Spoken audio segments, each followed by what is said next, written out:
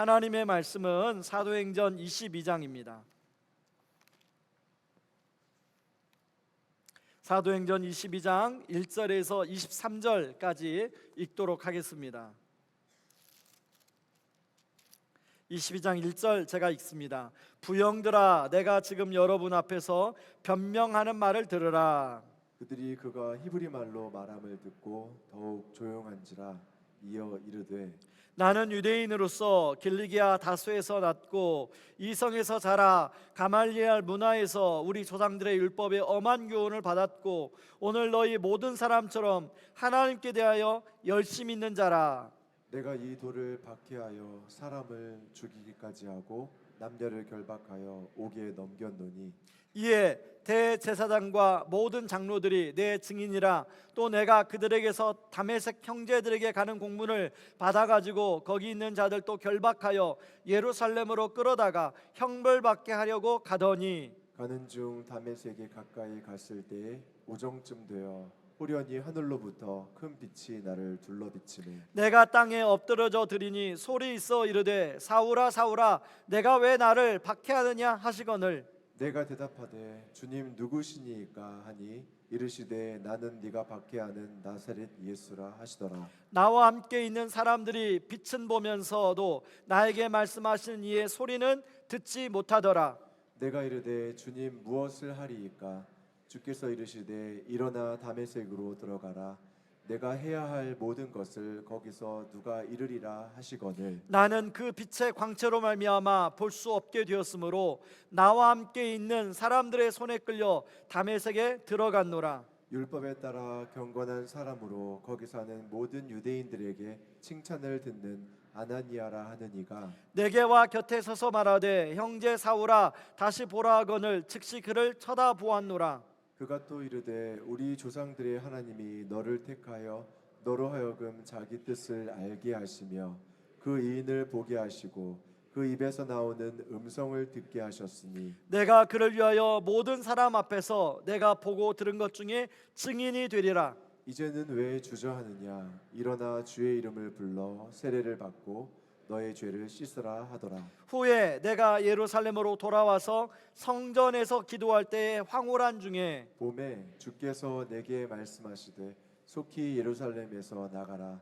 그들은 내가 내게 대하여 증언하는 말을 듣지 아니하리라 하시거늘 내가 말하기를 주님 내가 주를 믿는 사람들을 가두고 또 각 회당에서 때리고 또 주의 증인 스데반이 피를 흘릴 때에 내가 곁에 서서 찬성하고 그 죽이는 사람들의 옷을 지킨 줄 그들도 아나이다. 나더러 또 이르시되 떠나가라 내가 너를 멀리 이방인에게로 보내리라 하셨느니라. 이 말하는 것까지 그들이 듣다가 소리질러 이르되 이러한 자는 세상에서 없애버리자 살려둘 자가 아니라 하여 떠들며 옷을 던지고 티끌을 공중에서 날리니. 것까지 읽겠습니다. 제가 예전에 아주 재미있게 읽은 책 한 권이 있습니다. 스토리가 스펙을 이긴다라는 제목의 책이었어요. 표지에 이런 책인데요. 직장인들을 대상으로 하는 일반 서적이었는데 저에게도 참 인사이트를 많이 주었습니다. 이 책 제목에서 말하는 것처럼 스펙을 쌓느라고 사람들이 참 노력을 많이 하는데 진짜 삶 속에서는 스토리가 그 스펙을 이긴다는 거예요. 그러니까 진짜 중요한 것은 그 사람이 지금까지 살아왔던 삶에서의 스토리가 결국은 그 사람의 인생을 결정한다는 얘기입니다. 이 책 제목의 목차 중에 제가 몇 가지를 소개합니다. 첫 번째는요, 세상은 당신의 스토리를 원하고 있다. 끌리는 사람은 스토리가 다르다. 당신을 뽑아야 하는 이유 바로 스토리다. 여기 이 말고도 여러 가지 목차가 있는데 제가 왜 이 말씀을 서론에서 말씀드리냐면 바로 이제 오늘 이야기가 바울의 스토리에 대한 이야기예요. 21장 32절에서 바울은 예루살렘에 들어갔다가 갑자기 잡히는 바람에 많은 사람에게 그냥 무한정 맞습니다. 뭐 얼굴도 맞고 옆구리도 맞고 등도 맞고 막 중요 부위도 맞고 온몸이 지금 만신창이가 되어 있는 상황이에요. 근데 가까스로 천부장에게 기회를 얻어서 이제 1절에 보니까 부형들아 내가 당신들한테 한마디만 할 텐데 이 말을 좀 들어다오. 하면서 이야기를 하는데 당시 자기가 어떻게 여기까지 오게 되었나라는 스토리를 이야기하고 있어요. 바울이 전한 요지가 여러분 오늘 이제 2절부터 21절까지 나오는데요, 여기에는 중요한 장소 하나가 나옵니다. 다메섹이라는 장소예요. 그 다메섹에 가기 전까지 자기가 어떤 삶을 살았나, 그리고 다메섹에서 어떤 인생이 어떻게 바뀌었나, 그리고 다메섹 이후로 자기 삶이 어떻게 달라졌나를 이야기하고 있어요. 그 다음에 22절 이후는 그 얘기를 들은 유대인들의 반응이 나옵니다. 여러분 공동 번역에 보면 굉장히 좀 실감나게 번역해 나오는데요, 어떻게 나오냐면 이런 놈은 아예 없어버려라, 죽일 놈이다 하고 사람들이 막 소리를 지르고, 23절에 보니까 미친 듯이 사람들이 고함을 질렀다고 나와요. 가만히 내버려두면 바울이 큰일 날까 봐 이제 천부장이 따로 데려가서 이놈이 분명히 나쁜 짓을 한 죄인이니까 신문을 하자, 가지고 좀 곤장을 치고 신문을 해라. 그때 바울이 뭘 히든카드를 꺼내냐면 자기가 로마 시민이라는 걸 히든카드를 꺼냅니다. 사실 이제까지 바울은 자기가 로마 시민이라는 얘기를 한 번도 하지 않아요. 여기서만 합니다. 이렇게 했던 이유가 뭐냐면, 만약에 여기서 지금 이렇게 몸이 막 엉망이 된 상태에서 여기까지 또 신문을 당하고 사람 고문을 당하면 더 이상 복음을 전할 수 없을 것 같아서 바울이 로마 시민이라는 히든카드를 꺼내는 거예요. 여러분 지금 바울은 몸이 만신창이가 되는 그런 이만했다가는 자기가 진짜 죽을지도 모른다고 하는 그런 상황 아닙니까? 바울이 그런데 바울처럼 똑똑한 사람이 왜 그런 상황에서 그런 얘기를 했겠습니까? 바울은 이런 상황에 이야기를 할 수밖에 없었던 이유는 뭘까? 여러분 바울이 하는 이 이야기는 지금 이 유대 사람들에게 꼭 들려주고 싶은 이야기였어요. 여러분 바울, 모든 사람이 그런 것처럼 사람은요 살아오면서 많은 스토리가 있습니다. 바울을 한번 예를 들어볼까요? 바울은요 길리기아 다소에서 태어나서 자랐어요.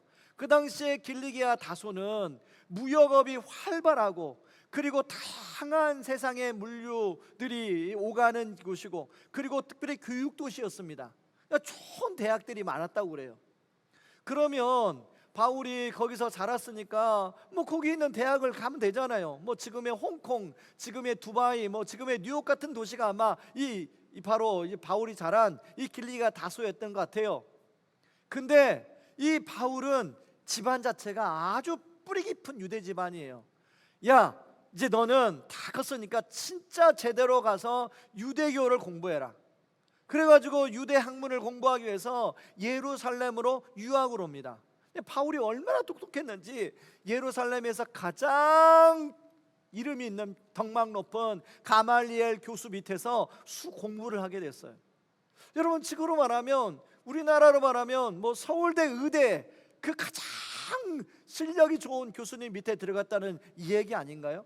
그러는 과정 속에서 부모님께 많은 칭찬도 받고, 사람들에게 많은 뭐 부러움도 사고 상도 받고, 뭐 좀 우쭐대는 그런 순간도 많았을 거예요. 실제로 바울이 말하는 거 보면 자기는 인간적인 자랑할 게 엄청 많은 사람이다 그렇게 말하지 않습니까? 그런데 바울이 그런 스토리를 이야기하지 않아요. 내가 누구한테 가서 상 받았던 얘기, 뭐 시험 봐가지고 거기 합격했던 얘기, 이런 얘기 하지 않아요.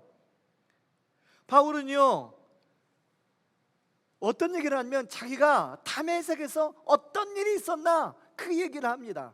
사실은 이 다메섹에서 바울에게 있었던 이야기 중심에는 예수가 있습니다. 그래서 그 예수로 다시 한번 그 말씀을 좀 재설정을 하면, 2절부터 5절까지는 예수를 만나기 전 자신의 이야기, 그리고 이제 6절부터 16절까지는 어떻게 예수님이 자기를 만나줬다는 이야기, 그리고 17절부터 21절까지는 예수를 만나고 난 자기의 삶에 어떻게 달라졌냐는 이야기를 하고 있어요. 여러분 바울이 사실은 이 이야기하고 싶어서 에베소에서 로마로 바로 갈 수 있었습니다. 그런데 먼 걸 걸쳐서 예루살렘에, 그것도 오순절 전에 도착한 거예요. 그런데 그런 얘기를 하지도 못한 상황에 지금 막 맞고 온몸이 만신창이 됐어요. 그런데 그냥 떠나가면 너무 아쉬울 것 같아요. 선부장에게 한 번만 나에게 기회를 달라고 해서 이 이야기를 하고 있는 것입니다. 여러분, 바울이 왜 이런 얘기를 하고 있을까요? 바울은 이방인의 사도로 부름받았지만 자신의 동족에 대한 빚진 마음을 가지고 있었어요. 로마서 9장 3절 한번 읽어볼까요? 같이 읽습니다. 나의 형제 곧 고륙의 친척을 위하여 내 자신이 저주를 받아 그리스도에게서 끊어질지라도 원하는 바로라. 여러분, 사실 간증은 상대방이 들을 수 있는 마음의 준비가 되어야 그 이야기가 잘 먹히는데요, 지금 바울의 상황은 상대방이 지금 마음의 준비가 돼 있는지 안 돼 있는지 그런 상황을 뭐 가릴 수도 없는 상황이에요. 이 기회가 딱 한 번뿐이에요. 여러분, 바울이 왜 그랬을까요? 바울은 진짜 이 세상의 진리가 무엇인가를 놓고 오랫동안 고민하고 연구했던 사람이에요. 그래서 그 이방인의 학문을 공부하면서 정말 여기에 진리가 있나? 그러다가 발견을 못한 거예요. 그러면 우리 아버지 때부터 믿어왔던 유대교 안에 정말로 진리가 있나?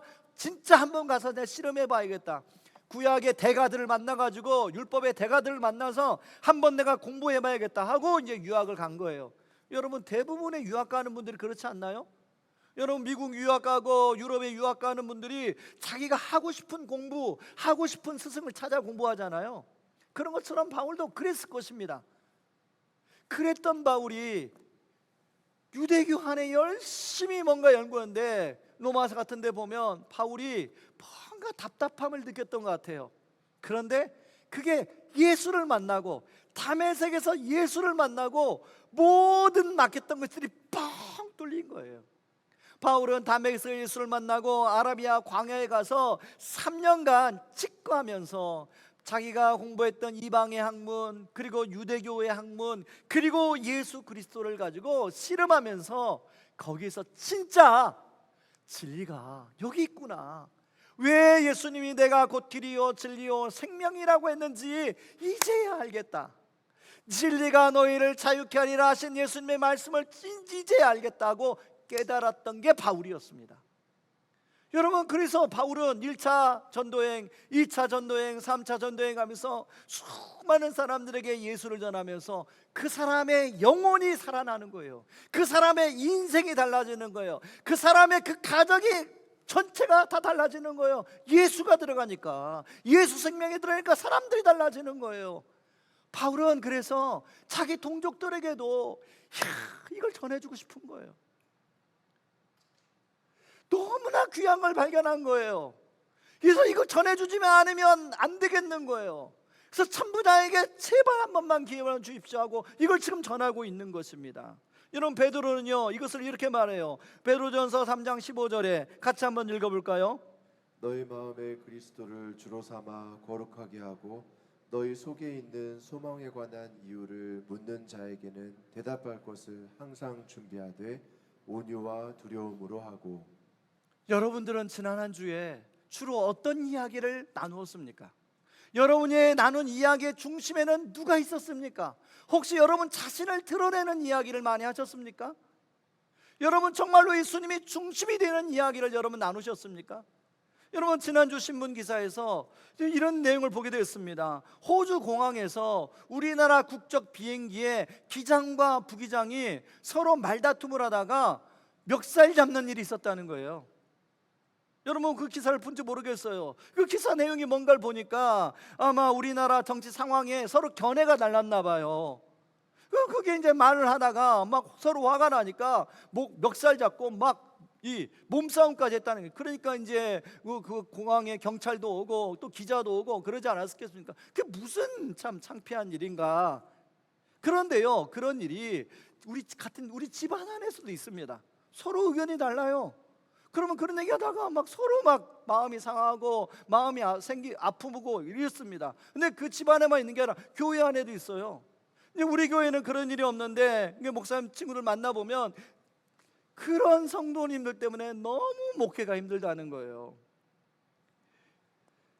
여러분, 우리 교회가 왜 다락방 안에서 또 소그룹 모임 안에서 그런 정치에 대한 이야기, 견해에 대한 이야기 다 여러분 나름대로 정치의 견해가 있을까요? 그런 얘기 하지 말라는 이유가 뭐냐면 그게 진리가 아니기 때문에 그런 거예요.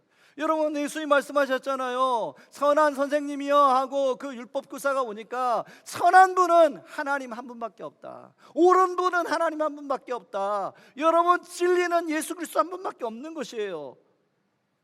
그렇기 때문에 저는 우리 다락방 공동체 안에서, 우리 소그룹 공동체 안에서 정말로 예수 만난 이야기, 예수님과 동행한 이야기, 그런 얘기가 나눠짐으로 말미암아 서로 격려하고 세워지고 영혼이 살아나는 그런 은혜가 있기를 주님의 이름으로 당부하고 부탁드립니다. 한 성도님이요, 젊으신 성도님이에요. 저한테 와서 목사님, 혹시 주례 할 때가 되면 꼭 예수님에 대한 이야기 해주세요. 저는 그 성도님이 왜 그런 얘기를 했을까를 나중에 생각해 봤는데요, 저는 그분의 참 말에 동의가 돼요. 잘 살고 행복하게 살라는 얘기는 어디나 누구한테 들을 수 있대요. 근데 예수 이야기는 목사님이기 때문에 들을 수 있는 얘기 아니에요? 여러분, 그렇지 않습니까? 행복하게 잘 사십시오 이런 거는 누구나 누굴 줄에 세워놔도 다 할 수 있어요. 그런데 예수 이야기는 목사이기 때문에 할 수 있는 거거든요. 근데 그분의 부탁이에요.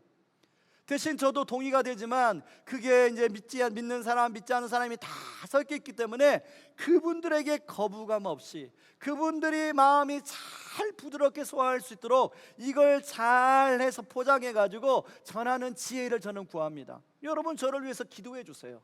그런데 그런 지혜를 저만 구하는 게 아니라 여러분도 구해야 돼요. 여러분, 비신자를 만나는 확률이 제가 많습니까? 여러분이 많습니까? 여러분이 훨씬 많아요. 여러분, 그런 분들에게 정말로 여러분이 예수 만난 인생 스토리, 예수님과 동행하면서 깨달았던 인생 삶의 변화의 스토리, 그런 스토리를 나누는 게 지혜가 필요하잖아요. 여러분, 그래야만이 우리 영혼도 살아나고 다른 사람의 영혼을 살릴 수 있다는 것입니다. 그렇다면 우리 이야기가 어떻게 달라져야 하는가, 저는 좀 더 깊이 생각해 보려고 하는데요, 여러분만의 예수 인생 스토리, 예수님 만난 인생 스토리를 한번 만들어 보세요. 혹시 나는 예수님 만난 인생 스토리가 있다, 그런 분들은 여러 가지 버전으로 한번 만들어 보세요. 왜냐하면 우리의 전도 대상자는 여러 가지 인생의 고난과 난관 속에 있기 때문에 그렇습니다. 예수 믿기 전에 나의 모습, 그리고 어떻게 내가 예수를 만났나, 그리고 예수님 믿고 난 후에 나의 삶의 변화. 여러분, 여기에는 꼭 반드시 예수 믿기 전에 내가 그것 때문에 고민했던 어떤 아픔, 슬픔, 어려움이 담겨야 돼요. 생생하게 담겨야 돼요. 모태신앙인 분들은 목사님, 나 태어나 보니까 그냥 금수저를 물고 태어났는데 어떻게 하나요? 그런 분들은 예수님을 깊이 만나기 전, 예수님을 깊이 어떻게 만났나, 그리고 예수님을 깊이 만나고 난 나의 삶의 변화에 대해서 나누면 됩니다. 여러분, 전도폭발 훈련을 제가 예전 교회에서 한 6년간을 지도했는데요, 이 전도폭발 훈련에 반드시 포함되는 게 뭐냐면 자신의 간증을 A4 용지 한 페이지로 작성하게 합니다. 근데 그 간증을 작성할 때 다른 게 아니라 예수 믿기 전에 자신의 삶의 어떤 어려움이나 고민을 반드시 담게 해요. 그리고 예수님 때문에 그것이 어떻게 달라졌는지를 반드시 담게 합니다. 제가 스크린에 준비해 왔어요. 여러분, 예수 믿기 이전에 우리 안에 외로움이 있습니까, 없습니까? 외로웠던 사람이 외롭지 않게 되고, 누군가를 미워했던 사람이 누군가를 포용하고 긍휼히 여기고 사랑하게 되고, 저는 미움의 주제로, 제가 전도파 훈련을 받을 때 저는 미움의 주제로 제 간증 스토리를 만들었어요. 저는, 여러분 아시다시피 저는 우리 아버지를 정말로 미워했던 사람이잖아요. 아버지를 미워하고 아버지를 원망했던 사람이에요. 그래서 아버지만 없으면 내 인생 너무 행복하겠다고 생각했던 사람이에요. 그랬던 저에게 예수님을 깊이 만나자 미움이 사라지고, 그 아버지가 긍휼히 여겨주고, 그 아버지가 불쌍히 여겨주고, 아버지를 위해서 기도하기 시작하고, 그러면서 아버지가 예수를 믿고 우리 가정이 변화가 되는 그런 스토리가 제 스토리거든요. 다시 스토리 아까 그거 보여주세요. 여러분, 어떤 사람은 죄책감, 어떤 것에 얽매이는 사람이 있어요. 그런데 예수를 만나면, 예수 생명이 들어가면 그 사람이 자유해집니다. 거절받을 것에 대한 두려움 있는 사람, 하나님 예수 생명이 간에 들어가게 되면 용납되어졌기 때문에 더 이상 두렵지가 않아요. 그런가 하면 용서받지 못한 것 때문에 너무 힘들어하는 사람, 이미 용서를 받았기 때문에 누군가를 또 용서해 줄 수 있는 사람으로 달라지게 됩니다. 또 삶이 공허해가지고, 지난주에 만났던 한 성도님도 그러더라고요. 자기가 예수님 만나기 전에 삶이 너무 공허해가지고 무작정 차를 몰고 강원도로, 경기도로, 그리고 온갖 취미생활에 자기가 빠져도 보고 있는데 공허함이 채워지지 않더래요. 직장에서 열심히 일해가지고 올라갈 때까지 올라갔는데 공허함이 채워지지 않더래요. 그런데 목사님, 내가 예수님을 깊이 만나니까 그 공허함이 채워져요. 그래서 제가 물어봤어요. 지금도 그렇게 취미생활 자주 가세요? 근데 그분은 낚시를 좋아하시는 분이에요. 낚시 자주 하세요? 그랬더니 목사님 이제 낚시 안 합니다 그러더라고요. 그래서 제가 하라고 그랬어요. 여러분, 더 이상 공허함을 채우기 위한 취미생활이 아니라, 취미생활은 우리 삶의 밸런스를 맞춰주는 게 우리 취미생활 아닙니까? 그렇죠? 여러분, 그럴 때는 균형 잡힌 삶을 위해서 할 필요가 있어요. 그런가 하면 어떤 사람은 불안하고, 어떤 사람은 자기 주장이 너무 강하고, 어떤 사람은 죽음에 대한 염려 때문에 늘 두려움에 사로잡히고, 어떤 사람은 자기 틀이 너무 강해서 다른 사람을 그 틀에 다 담으려고 하니까 너무 힘들어요. 근데 예수 믿고 나서 변화가 일어나는 거예요. 제가 이제 전도파 훈련 교재를 정말 오랜만에 한번 들춰봤어요. 벌써 제가 그 교회를 떠나온 지가 15년이 되니까요. 15년 만에 거의 들춰본 것 같아요. 그 교재 이제 뒤편에 보니까 그 당시에 제가 훈련시켰을 당시에 간증문을 낸 한 성도님의 간증이 있더라고요. 너무 오래돼서 그분한테 허락을 받을 수가 없어가지고 일단은 읽어드리겠습니다. 예수님을 믿기 전 저는 마음만 먹으면 뭐든지 할 수 있으며 제 판단이 항상 옳다고 여기며 남의 말에 귀 기울이지 않으며 생활했습니다. 결혼하여 아이를 키울 때에도 여전히 내 생각을 신뢰하며 내 방법, 내 욕심으로 아이들을 힘들게 하여 아이들은 자존감을 잃어갔고 저는 점점 독선적인 엄마가 되어갔습니다. 그러던 어느 날 예수님을 인격적으로 만나게 되었습니다. 예수 생명이 제 안에 들어오니 옳다고 생각했던 행동이 나의 욕심에서 비롯되었구나. 그런 것들이 아이들 마음을 얼마나 아프게 했을지 절절히 깨닫게 되었습니다. 저는 제 생각을 내려놓기 시작했고 아이들 눈높이에 맞추려 노력하였습니다. 아이들은 점점 웃음을 찾아갔고 저 또한 세상 바라보는 눈이 긍정적으로 변하여 작은 일에도 감사를 알게 되었습니다. 그때서야 남편이 얼마나 힘들은지가 보였습니다. 지금은 아이들에게, 남편에게 현모양처가 되어간다는 인정도 받고 있답니다. 한참 사춘기인 아이들과 서로 도통하며 경제적으로 넉넉하지 않지만 마음만은 풍성히 생활하며 살고 있습니다. 바로 이것은 오늘 밤 이 세상을 떠난 데에도 천국에 들어갈 확신이 있기 때문입니다. 여러분, 이분이 이런 간증문을 만들면서 사람들을 만나면서 복음을 전하는 거예요. 여러분, 이분의 간증은 누구에게 통할까요? 누구에게 먹힐까요? 비슷한 고민을 하고 있는 엄마에게 아마 먹힐 거예요. 엄마들에게 먹힐 거예요. 여러분, 이렇게 예수님 만난 스토리를 자주게 나누게 되면 찾아오는 유익이 있습니다. 고린도후서 12장 9절을 가지고 제가 설명하겠습니다. 같이 한번 읽어볼까요? 나에게 이르시기를 내 은혜가 내게 족하도다. 이는 내 능력이 약한 데서 온전하여짐이라 하신지라. 그러므로 도리어 크게 기뻐함으로 나의 여러 약한 것들에 대하여 자랑하리니 이는 그리스도의 능력이 내게 머물게 하려 함이라. 여러분, 사람을 만나면요, 나의 강함을 자랑하고 싶어요. 나의 괜찮은 것을 자랑하고 싶어요. 나의 부끄러운 건 이야기하고 싶지 않아요. 나의 수치, 나의 아픔은 숨기고 싶어요. 말 안 해요. 아마 여기 계신 분도 그러실 거예요. 저도 예전엔 그랬습니다. 만나면 그래도 나의 괜찮은 걸 좀 이야기하고 싶고. 여러분, 우리 다락방이 서로의 인간적인 강함만 자랑하는 다락방이 되면 어떻게 될까요? 그러면 그 다락방에 내가 물어봤어요. 사역반한테 물어봤더니 그러더라고요. 그 다락방에 가려고 하면 많이 힘들 것 같아요. 이렇게 말씀하시더라고요. 여러분, 우리가 예수님 만난 스토리를 자주 나누게 되면 오늘 유익 두 가지가 있는데, 첫 번째 이건 뭐냐면요, 약함을 자랑하게 되잖아요. 내 약함이 예수님 만나서 이런 은혜로 바뀌었다는 그 약함을 자랑하다 보면 그리스도의 보혈의 은혜가 그 나의 약함을 점점 만지기 시작해요. 사람이라는 것은 그 아픔과 어려움과 그 부끄러움이 하루 한 번에 치유되는 게 아니거든요. 조금씩 치유되지 단번에 치유되는 게 아니더라고요. 제가 경험해 보니까. 그런데 그런 얘기를 한 번 나누고 두 번 나누고 세 번 나누고 네 번 나누면서 그것 때문에 상대방의 마음에 문이 열려서 예수님을 믿고 그 사람의 영혼이 달라지고 삶이 달라지는 것을 경험하게 되면 예수 그리스도의 보혈이 나의 그 아픔을 점점 치유하기 시작해요. 그래서 그 아픔 때문에 옛날에는 못 살겠어요 이랬던 사람이 그 아픔이 성령의 도구였다는 걸 알게 됩니다. 하나님의 통로로, 하나님이 성령님이 통로로 쓴다는 걸 알아요. 사람의 마음의 문을 여는 통로로, 도구로 사용하심을 알게 돼요. 그러면서 많은 사람들에게 이제 복음을 전하면서 그 사람들의 영혼이 달라지는 걸 보면서 그 사람의 인생이 강하게 되잖아요. 상대방의 인생이 달라지잖아요. 그래서 두 번째 유익을 누리게 돼요.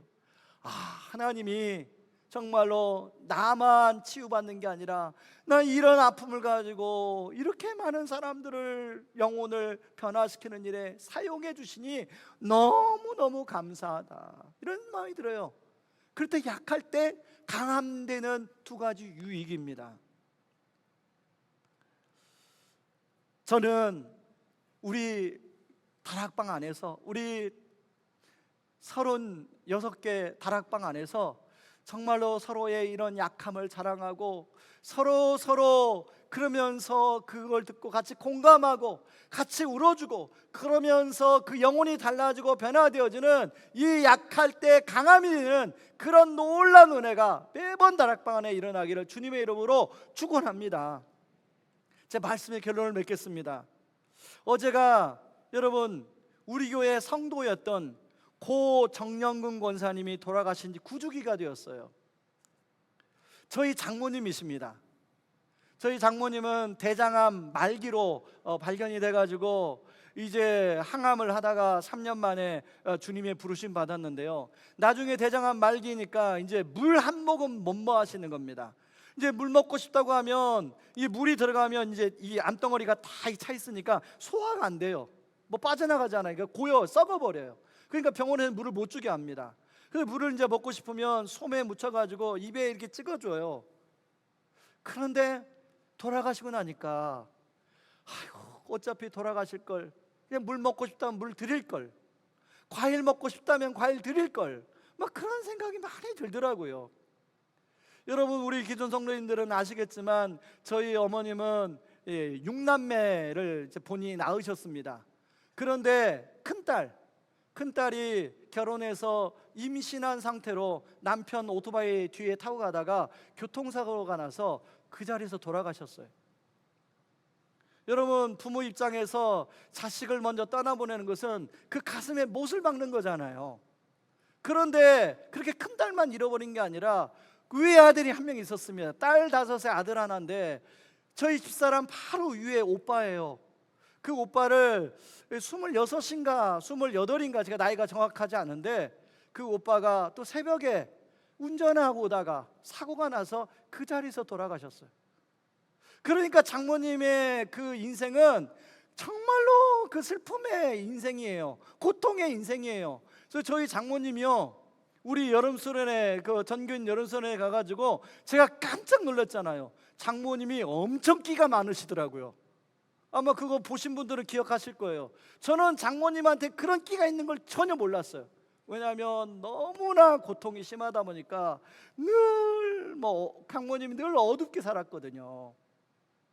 그랬던 장모님이 우리 교회에 오셔서 예배 드리면서 이제 그런 것들이 성령님이 하나하나 치유해 주시니까 이제 옛날에 본인의 모습이 나오는 거예요. 그러니까 전교인 여름수련회, 여러분 그 돌아가시기 전에 그 이제 샘물 호스피스에서 있는데 장모님 소원이 뭔지 아십니까? 전교인 여름수련회 가서 건강해져서 전교인 여름수련회 가서 다시 한번 그 손수건 피리를 한번 불어보는 거다. 저희 장모, 그래서 나중에 물어보니까요, 저희 장모님은 아가씨 때, 그리고 뭐 그 우리 집사람 아기 때 완전히 동네를 뒤집어 놨던 그런 놀이꾼이더라고요. 근데 이제 진짜 이야기하려고 장모님이 얘기했습니다. 장모님이 마지막에 돌아가면서 힘이 없잖아요. 아무것도 없듯이 힘이 없잖아요.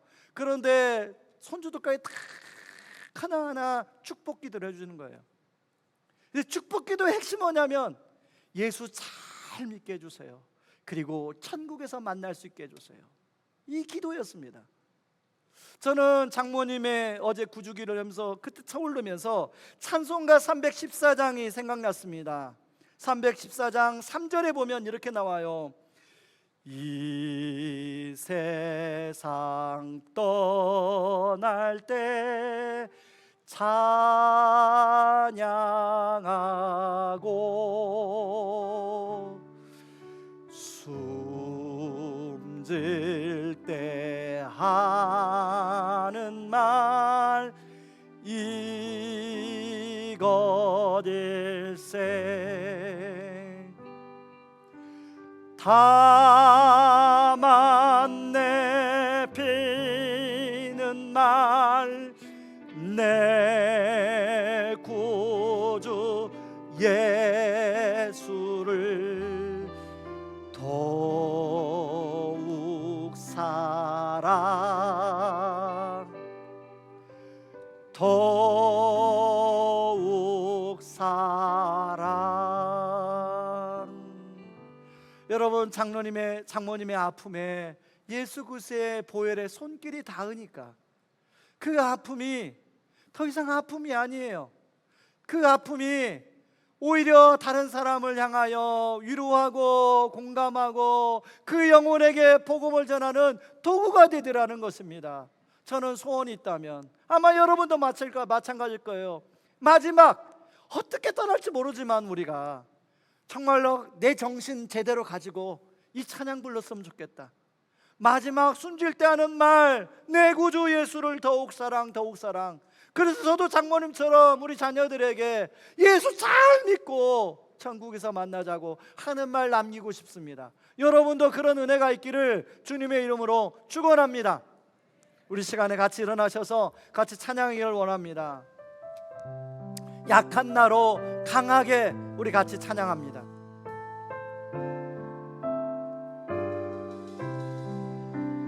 약한 나로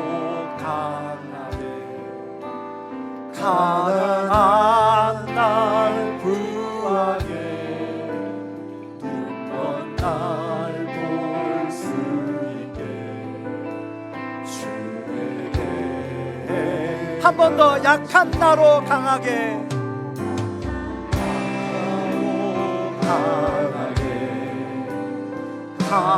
가난한 날 구하게 가슴을 한번 가슴에 손을 가슴 올리고 한번 찬양할까요?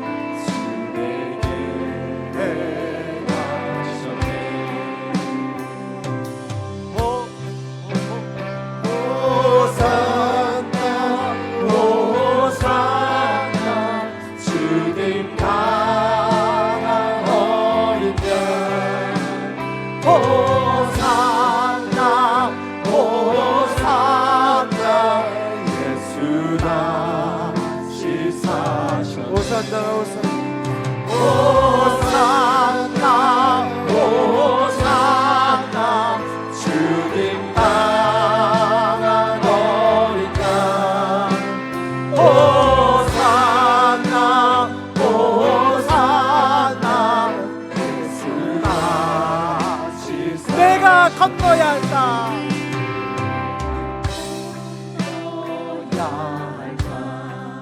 거기서 내 죄 씻겼네. 이제 주의 사랑이 나를 향해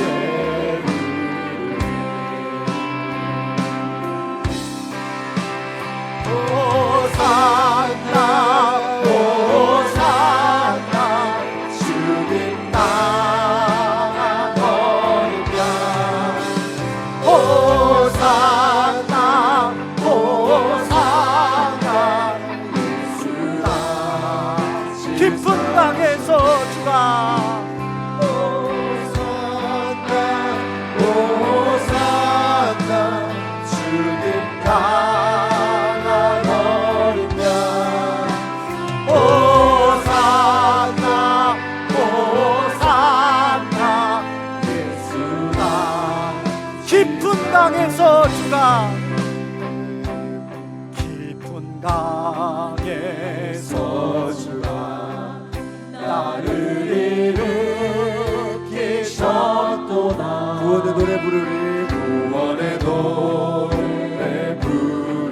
예수 자유 주셨네. 예수 자유 주.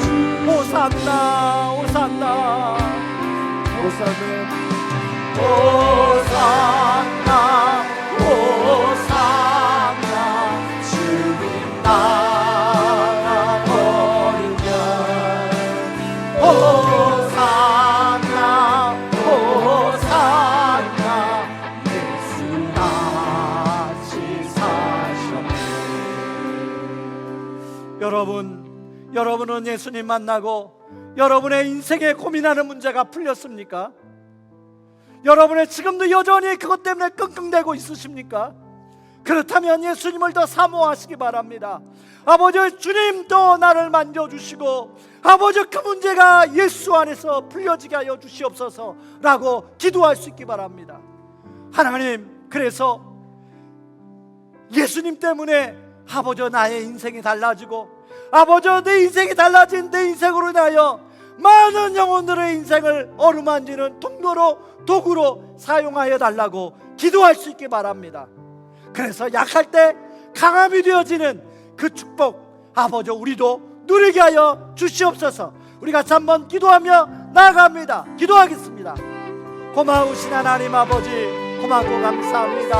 아버지 하나님, 오늘 이 아버지 말씀을 통하여 아버지 우리에게 아버지 주님이 말씀하여 주시니 감사합니다. 아버지 하나님, 우리 안에 많은 생각이 있습니다. 아버지 예수님 만나서 아버지 내 안에 여전히 아버지 견디지 않고 아버지 풀려지 않고 아버지 예수님을 만나고 아버지들이 자유케 되어지고 아버지들이 치유되어지고 그것이 풀어지는 은혜가 있게 하여 주시옵소서.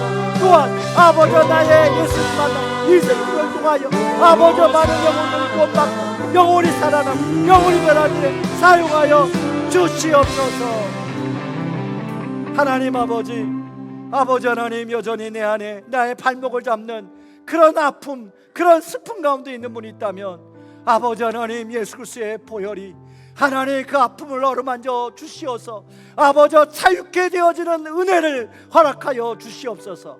아버지 이미 아버지 그 문제에 해결될 분이 있다면 그 예수님 만난 인생 스토리가 다른 영혼을 살리는 성령의 통로로 쓰임받게 하여 주시옵소서.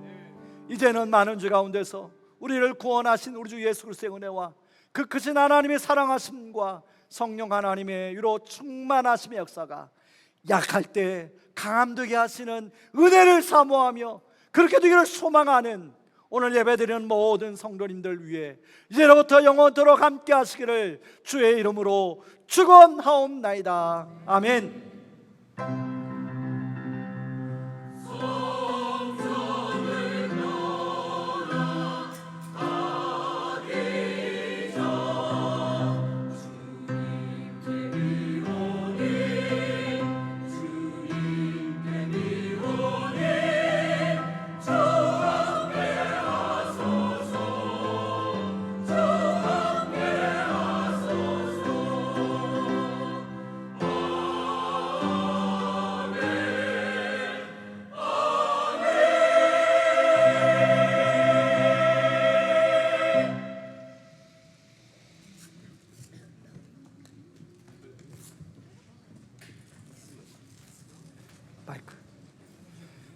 이 자리에서 바로 재직회가 있습니다.